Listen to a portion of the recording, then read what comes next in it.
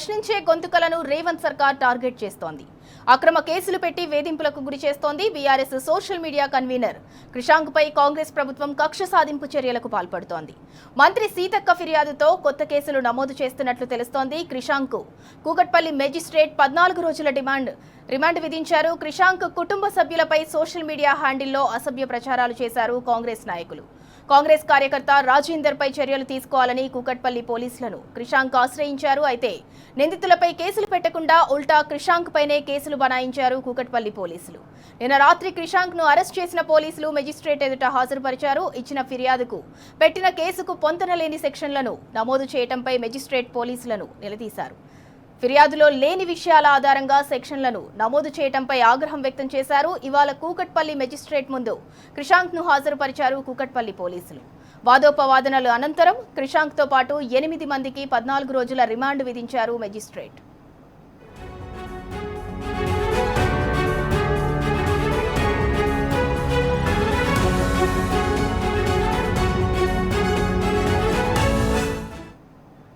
ఇక BRS social media convener Krishank అక్రమ అరెస్టుకు సంబంధించి మరింత సమాచారం మా ప్రతినిధి రంజిత్ అందిస్తారు.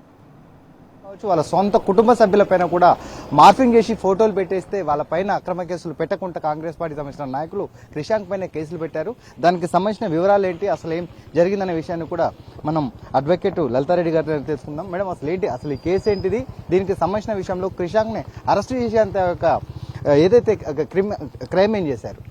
First and foremost thing, Krishank గారు ఏదైతే రూలింగ్ పార్టీ చేసిన అక్రమాలు అన్యాయాలను ఎత్తి చూపిస్తున్నారో, ప్రశ్నిస్తున్నారు. ఇప్పుడు మనం చూసినాం రీసెంట్ గా కూడా చాలా స్కామ్స్ ఏవైతున్నాయో అవి కంటిన్యూస్ గా క్రిషాంక్ గారు బయట పెడుతున్నారు. సో ఆ విషయంలో ఏదో విధంగా ఏదో కేసులో ఇరికించాలనే ఒక దురుద్దేశంతో ఈ ఫాల్స్ కేసు రిజిస్టర్ చేయడం జరిగింది. అండ్ ఇందులో కూడా ఏంటంటే ఆ కంటెంట్స్ చూస్తే కూడా మీరు లిటరలీ అది ఒక 7-8 లైన్ల కంప్లైంట్ ఉంటుంది. దాంట్లో ఏది పర్టికులర్ గా ఉండదు. ఒక ఎక్స్టార్ట్ అనే వర్డ్ రాసినందుకు ఎక్స్టార్షన్ కేసు పెట్టేశాము.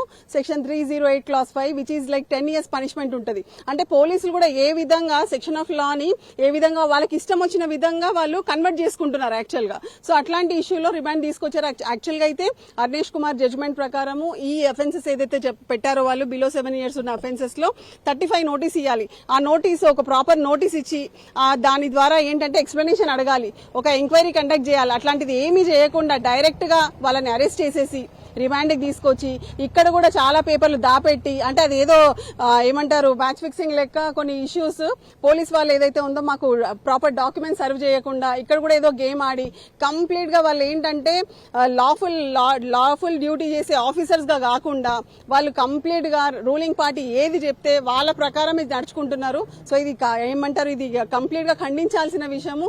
ఏ విధంగా కూడా అసలు ఇది ఈ కేసులో అసలు రిమాండ్ చేయాల్సిన అవసరమే లేదు. కానీ ఇంటెన్షనల్ గా రిమాండ్ చేసి కావాలని చెప్పేసి ఫాల్స్ ఎలిగేషన్స్ పెట్టారు. So we are ready to fight. ఇదేం పెద్ద కేసేం కాదు. అయినా కూడా ఇట్లాంటి కేసులు ఎన్ని పెట్టినా కూడా ఎవరు భయపడాల్సిన అవసరం లేదు. సో ఖచ్చితంగా లీగల్ సెల్ ఉంది, బీఆర్ఎస్ లీగల్ సెల్ చాలా మంచిగా వాదనలు వినిపించడం జరిగింది. సో ఇప్పుడు రిమాండ్ చేశారు. మండేకి ఆల్రెడీ బెయిల్ పిటిషన్ కూడా ఫైల్ చేశాం మేము. మండేకి పోస్ట్ అయింది కౌంటర్ అండ్ హియరింగ్ కోసం అని. ఫైనల్లీ పోలీస్ స్టేషన్ కి వచ్చారు. పోలీస్ స్టేషన్ కి వాళ్ళ కుటుంబ సభ్యులపైన కూడా ఏదైతే అసభ్యకరమైన పోస్టులు వచ్చేసి అంటే ఆన్లైన్ వేదికగా చేస్తున్నప్పుడు దానిపైన వచ్చేసి కేసు పెట్టడానికి వచ్చిన క్రిషాంక్ పని 10 గంటలు కూర్చోబెట్టడానికి గల కారణాలు ఏంటి, తిరిగి ఇతని పైన కేసులు పెట్టేసి దానికి జైలు పంపే ప్రయత్నం చేయడాన్ని పోలీసులు చేసే దాన్ని ఏ విధంగా చూడొచ్చు? అంటే అది పోలీస్ స్టేషన్ కాదు, పీసీసీ ఆఫీస్ లాగా లెక్క అనిపించింది. బికాస్ తను ఏదైతే ఉందో అదర్ సైడ్ ఇల్లీగల్ యాక్ట్స్ ఏదైతే చేశారో ఆ ఇల్లీగల్ యాక్ట్స్ మీద కంప్లైంట్ చేయడానికి వెళ్లారు. ఇట్లా వాళ్ళు ఫేక్ మాఫింగ్ చేశారు. మాఫింగ్ చేసి తన వైఫ్ ది ఫోటో పెట్టి ఇట్లా ఆంధ్రప్రభ, ఈవెన్ వాళ్ళు ఆంధ్రప్రభ ఎడిషన్ కూడా వచ్చినట్టుగా ఒక ఫేక్ న్యూస్ పేపర్ ని క్రియేట్ చేసి అది పోస్ట్ చేశాడు ఈ పర్టికులర్ రాజేందర్ అనే వ్యక్తి.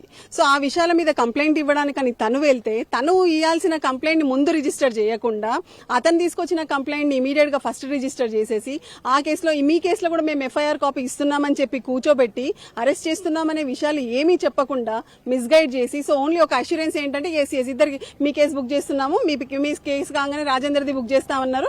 బట్ ఏమైపోయిందంటే రాజేందర్ కేసు ముందు బుక్ చేసేసారు, తర్వాత క్రిషాంక్ గారికి, అంటే it is a counter cases.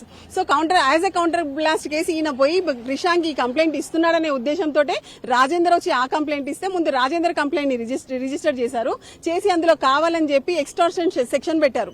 So ఈ రోజు కూడా సుదీర్ఘమైన వాదనలు విన్న తర్వాత జడ్జి గారు కన్విన్స్ అయ్యి ఆ సెక్షన్ ని తీసేశారు యాక్చువల్ గా. సో 308 ని తీసి బట్ రిమైనింగ్ సెక్షన్స్ ని పెట్టారు. బట్ వాట్ ఎవర్ నేను ఏమంటున్నానంటే ఒక వ్యక్తి వెళ్లి కంప్లైంట్ ఇవ్వడానికి వెళ్తే ఆ వ్యక్తిని పోలీస్ స్టేషన్ లో కూర్చోబెట్టుకొని ఉల్టా వేరే కేసులు వేసి ఆ కేసులో రిమాండ్ చేయడం అనేది మటుకు చాలా ఖండించాల్సిన విషయము. ఇట్లా పోలీస్ వాళ్ళే చేయకూడదు. This is not at all proper. ఒక కంప్లైంట్ వచ్చినప్పుడు పోలీస్ వాళ్ళకు ప్రిలిమినరీ ఎంక్వైరీ చేయడానికి 14 రోజుల టైం ఉంటుంది. అట్లా కాకుండా కేవలం 4 గంటలలోనే విచారణ అంతా కంప్లీట్ చేసినట్టు చేసి రాత్రి 2 గంటలకు రిమాండ్ చేయడం అంటేనే పోలీసు వాళ్ళు చూపించిన అత్యుత్సాహం. అయితే అక్కడ జరిగింది ఏంటంటే ట్విస్ట్, ఆ రిమాండ్ తీసుకెళ్లినప్పుడు మేజిస్ట్రేట్ గారు అబ్జర్వ్ చేసి 308 సబ్సెక్షన్ 5 ఎక్స్ట్రాషన్ ఏదైతుందో దాని యొక్క ఇంగ్రీడియంట్స్ లేవు, దీన్ని ఎక్స్ప్లెయిన్ చేయండి, ఇది కరెక్ట్ లేదు రిమాండ్ అని చెప్పేసి రిటర్న్ చేయడం జరిగింది. అట్లా చేసినప్పుడు మిగిలిన సెక్షన్స్ అన్ని కూడా 7 years బిలో ఉన్నాయి కాబట్టి మరి సెక్షన్ 35 కింద నోటీస్ ఇచ్చి పంపించాలి. ఇది అర్నేష్ కుమార్ గారి జడ్జిమెంట్ యొక్క నిబంధనల ప్రకారం. అట్లా చేయకుండా దాన్ని అన్ని వైలేట్ చేస్తూ ఈరోజు మళ్ళీ తీసుకొచ్చి రిమాండ్ చేసి కోర్టులో మరి ఆ ఎక్స్టార్షన్ ఒక సెక్షన్ వీగిపోవడం వల్ల మేము నోటీస్ ఇవ్వాలని చెప్పినప్పుడు అప్పటికప్పుడు ఆర్గ్యుమెంట్ డెవలప్ చేసి ఆ రిమాండ్ కేసు డైరీలో లేనటువంటి విషయం, ఒకవేళ నిజంగా క్రిషాంక్ మీద ఉన్నటువంటి తీవ్రమైనటువంటి నేరాలు ఏమైనా ఉంటే పాత కేసులు ఉన్నట్టయితే మరి అది అడగొచ్చు. అట్లున్నప్పుడు ఏమైందంటే ఆ రిమాండ్ కేసు డైరీలో మెన్షన్ చేయాలి క్లియర్ గా. అర్నీష్ కుమార్ గారి కేసు విషయంలో అదే చెప్పి ఎక్కడైతే నాన్ బెయిలబుల్ సెక్షన్స్ 7 years కంటే బిలో ఉంటే రొటీన్ గా తీసుకొచ్చి రిమాండ్ చేయొద్దు. వాళ్ళకి 41A అంటే ఇప్పుడున్న 35 BNSS కింద నోటీస్ ఇవ్వాలా, ఇచ్చి కొన్ని రూల్స్ పెట్టాలా, ఒక కండిషన్స్ పెట్టాలా. ఆ కండిషన్స్ కంప్లై చేయనప్పుడు మాత్రమే ఆ ఒక 35 సెక్షన్ ఒక నోటీస్ ని వేవర్ చేస్తూ వీళ్ళని రిమాండ్ చేయాలని కోరొచ్చు. ఇలాంటి అన్ని నిబంధనలు ఫాలో కాకుండా డైరెక్ట్ వచ్చి 10 years ఇంప్రిజన్మెంట్ ఉన్నటువంటి ఎక్స్టార్షన్ పోగానే నోటీస్ ఇవ్వాల్సి వస్తుందని అప్పటికప్పుడు మాట మార్చి కోర్టులో లేదు దీని మీద చాలా కేసులు ఉన్నాయని చెప్పేసి చెప్తూ అదర్ సైడ్ అయినా అక్యూజ్ సైడ్ అయినా మాకు ఎలాంటి పేపర్ సర్వ్ చేయకుండా ఎలాంటి కాగితం వేయకుండా డైరెక్ట్ కోర్టులో వేసి ఆయన మీద కేసులు ఉన్నాయి అని చెప్పేసి అడిగి రిమాండ్ కోరడం అనేది చాలా దుర్మార్గం. ఇది established rule, fundamental principles of natural justice violation. ఇది ఇవన్నీ గ్రహిస్తున్నటువంటి ప్రజలు తప్పకుండా బుద్ధి చెప్తారు. బీఆర్ఎస్ లీగల్ సెల్ తరఫున ఎక్కడ అన్యాయం జరిగినా తెలంగాణ రాష్ట్రంలో ప్రజల గొంతును ఎక్కడానికి రేవంత్ రెడ్డి ఎక్కడెక్కడ ప్రయత్నం చేస్తే అక్కడెక్కడ బీఆర్ఎస్ లీగల్ సెల్ ప్రత్యక్షమవుతుంది, వాళ్ళకి ప్రొటెక్షన్ ఇస్తుందని చెప్పి తెలియజేస్తున్నాం. ఖచ్చితంగా రాబోయే రోజులలో చర్యకు ప్రతిచర్య తీసుకుంటారని కూడా బీఆర్ఎస్ పార్టీకి సంబంధించినటువంటి లీగల్ సెల్ అడ్వకేట్ చెప్తున్న పరిస్థితులు కనబడుతున్నాయి. కెమెరామెన్ సైదుల్తో రంజిత్, టీ న్యూస్, హైదరాబాద్.